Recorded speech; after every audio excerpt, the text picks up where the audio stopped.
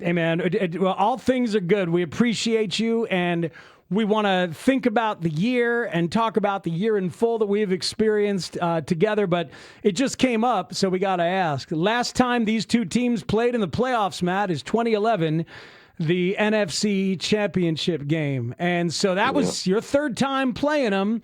I don't think it was the third time in 6 weeks like this matchup will Yeah. be, which is crazy. But what is it like facing a team for the third time, especially when they're the hated rival? What is that like? Yeah, it's one of those things where especially, well, it was a different little case when we played back in 2010, 2011. We had a chance to take care of business at the end of the season and didn't do so, and that came back to bite us. But in this case, the Bears obviously won the last matchup at home, didn't win up there. But I think, it's an advantage, and it's a good thing that they have a home game, being the Saturday, that's the first playoff game. They got the home field advantage. And weather won't really be an issue, but the feeling of it is the preparation is key. You faced these guys twice already. This is the third time facing them. There's not anything new, or, I think when it comes to the playoffs, coaches may be a little scared to put in new wrinkles here and there, but um, you kind of know what you're going to get. And when it comes down to it, it's going to come down to the preparation before the game and during the game, being able to execute and cut down on silly things like pre-snap penalties, which have kind of been a thorn in our heel, since the beginning of the season. Cut down on stuff like that, and then be excellent out there like they have been, trying to take the ball away. And then I think the key, which is always going to be one of my keys to the game, is going to be running the football again. Yeah, let's talk about that part because the Packers' run defense is not good. And we've seen the Bears' offense over the last couple of weeks. We saw it be really spectacular against San Francisco with a couple mistakes here or there. And then this past week, it took a little while for it to get going. It feels like to me that the idea should be they should be playing to the strength of their run game. How do you think Ben will emphasize that this week? Yeah, I think first and foremost, I think it's a mentality, and I think they do have that mentality of, hey, we know how to run the ball, we can run the ball, and to know not trying to be one of the coaches or one of the guys who's gonna say or rely on past performances, or try to rely on some of the past mistakes that they've made. Where, okay, just because they gave up 200 plus yards to Derrick Henry doesn't mean every team's gonna roll out of bed and make that happen. But in the same instance, there you have to look and you see that there's some issues there and some things that can be exploited. And so I think their mentality is going to be coming from Ben, that, hey, we got to be able to execute this run game in order to control the clock, keep their offense off the field, but also score points and kind of control the game, being able to control it at a pace that they like to play at. Yeah, I'm with you, Matt. I mean, they ran for a buck 32 in the game they lost up at Green Bay, and they didn't run it much in the first half. And then on that Saturday night, they ran it for a buck 50. So it's not so they can do it, and I hope the hell they do. Let's go back to Sunday for a minute. What were your thoughts when you watched that effort by this team as they lost and then backed in later on? Thank you to the Commanders. What were your thoughts as you watched that game? I thought, man, I was watching the game and I was, concerned of on defense. They were just giving up a lot of explosive plays, especially they were playing a lot of man to man too. And I just couldn't understand why they, had Amon-Ra St. Brown manned up and he was, kind of just torching the guys, no matter who lined up on them. And that is a concern that's going into obviously this playoff game where, it's like, are we going to play man to man on their receivers? Are we going to mix it up? Are we going to try to, how are we going to pressure the quarterback so that they don't have time to just sit back there and throw dots like Jared Goff did, and not start slow, where you're down 16-0 and have to fight and tooth and nail to come back, and then not be able to get the keep the ball and keep a drive to where you can go down and kick a field goal and kind of give it up and leave the ball in the hands of the other team. So that's one of the concerns that I have going into this game. But at the same time, I think after the last 2 weeks, understanding that this team knows that they're always in the game. It seems to always come down to the last play almost. But for them to focus, I guess, to learn on the past 2 weeks, what have we done wrong? what have we not taken advantage of to be able to execute out there on the field, and knowing that this is win or go home, uh, knowing that you can't make mistakes out there that we'll say, oh, we'll get it next time. It just doesn't work that way. So a common refrain that I hear, Matt, is that, and I heard it in the hallway yesterday, I read it in a column over the weekend, that maybe that was a good thing because it's a bit of a wake-up call. Coach lights them up afterwards. They all know that they can't bring a performance like that. Is that even possible that, you can come off a down effort like that and get smacked into a better effort the next week? Yeah, I mean, it's something that I think more on the outside looking in, people take that as kind of a silver lining. I'm one of the believers, as when I played as well, as hey, there's in this game, there's no moral victories. There's no, hey, we did play well, almost, and we almost get like, there's none of that goes on. It's like, look, we got to get the job done. So there's always good within the bad. And if you can look through that and be honest and hold everybody accountable, I already know their standard is high, the way that Ben, runs this team, and how Caleb as a leader on the offense, how he, holds everybody accountable, holds himself accountable. I think that they do take the good from the last 2 weeks and then try to implement that this weekend.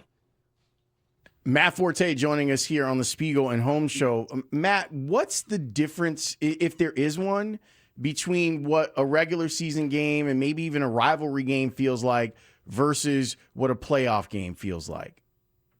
It's almost unexplainable, man, when it comes to the atmosphere of the playoffs in Chicago in particular.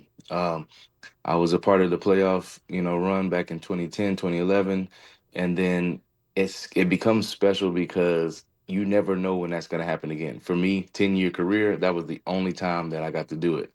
And it's this feeling that's in the air, especially on game day. You wake up and it's just something that is special about it. And when you step out on that field and you lace them up, it's like it's go time. And so it's an odd feeling. It's a feeling of the engine is running hot, as soon as you wake up. And for me, personally, it's nothing like it. And I don't know, my words will not do it justice. So I'll just, try to keep it at that. Well, you're really good at kind of harnessing your emotions as a player. Not everyone is.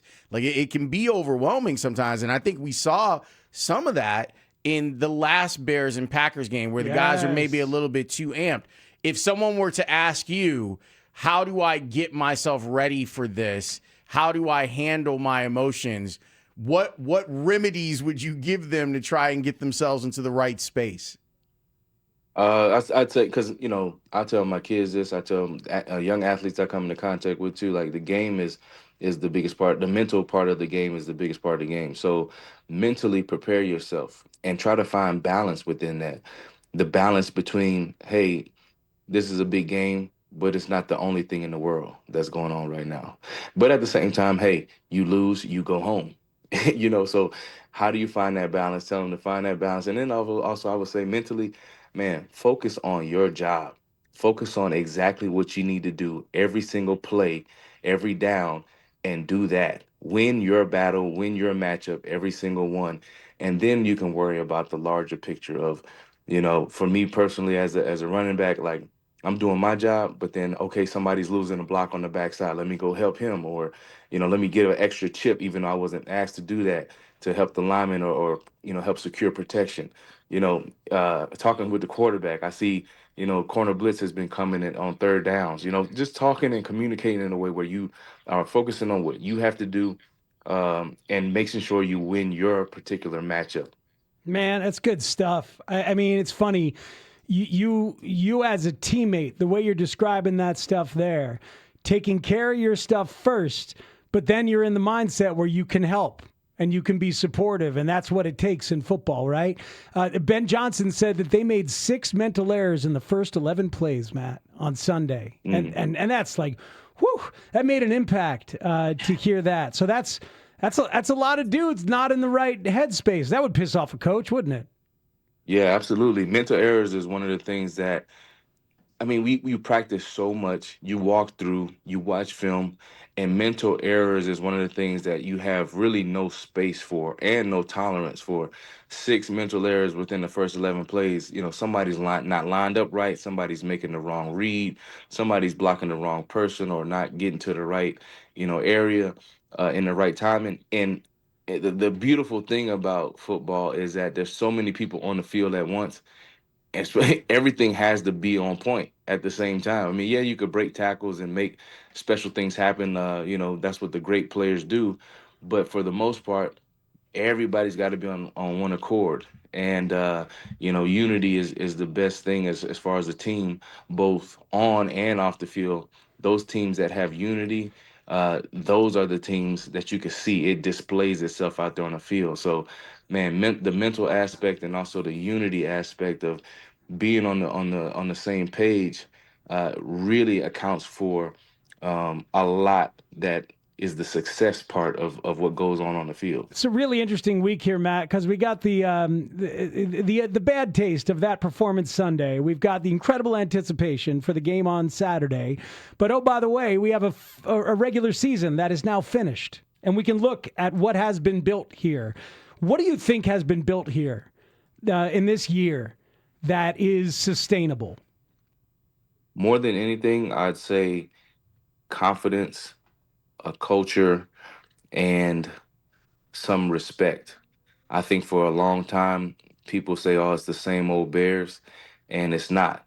And that comes from the mentality that has been instilled in this team, that comes from the confidence that they've gained from winning. It comes from the belief in the system, the belief in the coach, and what he's displaying out there and what he's coaching his players to do and that coaching staff. And then it comes from showing at the end of the day. It comes from showing it. And you go out there, respect is never given. You got to go out there and earn it. And I think that is some major takeaways that they can have and continue to build on as a foundation of this Bears organization going forward. Even though inside of a game you're pretty locked in, and you're telling us about the experience of playing in the playoffs and how it's like, hey, nothing's guaranteed. Now that you've had some space from it, is there a moment that you remember that you'll always keep with you from the playoff experience? Yeah, man, I'm locked in right now. Hey, the feeling of this week and leading up, I would say it was all about the preparation going into that week. And then something that will always stay with me, unfortunately, is the feeling after that game. I think I had a decent game. It was like 160 all-purpose yards. I had like 10 plus catches, something like that in the game, trying to, make an impact where I could. And you still, whenever you don't come out on top, that feeling of what else could I have done, in the situation. So uh, those are the things that you don't want to leave the game with and have those memories. You want to come out on top. But more than anything, I would say is just it was, I mean, Soldier Field was rocking, man. It was an amazing atmosphere to be a part of. Matt, he had 17 carries for 70 yards, right? And then what 10 catches for 90-something yards? He had 15 targets, 10 receptions for 90 yards.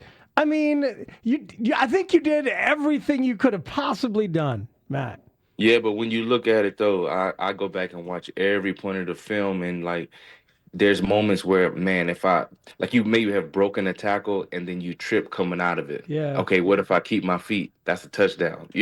Like those are the things that you harp on every single moment of those games where you look at, even if it was a good performance, it wasn't good enough.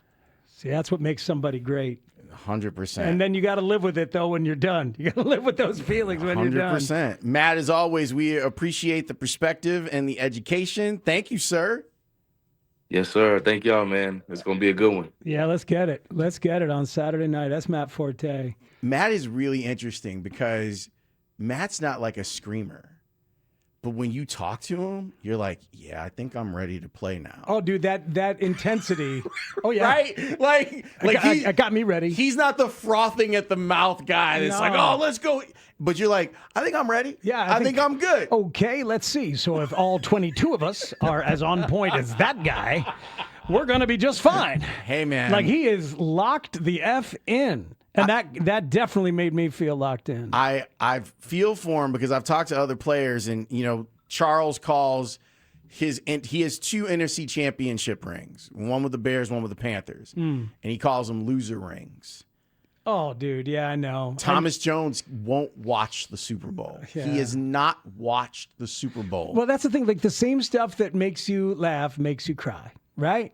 The same stuff that makes you great can drive you crazy. That mentality from game to game, from week to week, year to year, made Matt Forte one of the best backs of his era, without a doubt.